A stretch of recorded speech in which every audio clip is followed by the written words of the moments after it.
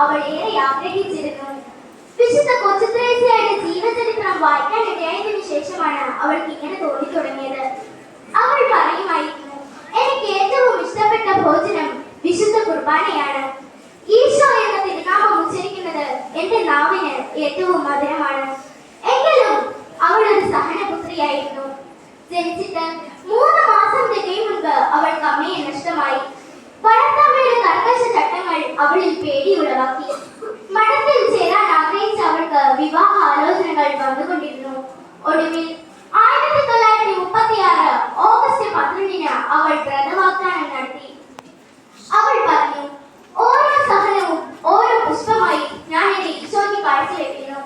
സഹനത്തിനിടയിലും സങ്കടപ്പെടുന്നവരുടെ മുഖത്ത് നോക്കി കരുണയോടെ അവൾ പുഞ്ചിരിച്ചു.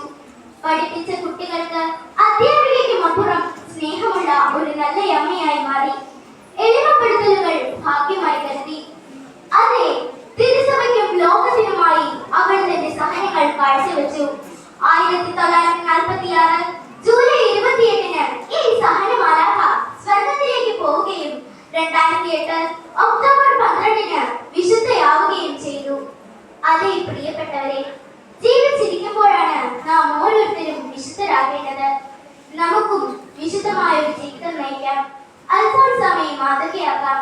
ഏവരെയും അൽഫോൻസാമ അനുഗ്രഹിക്കട്ടെ.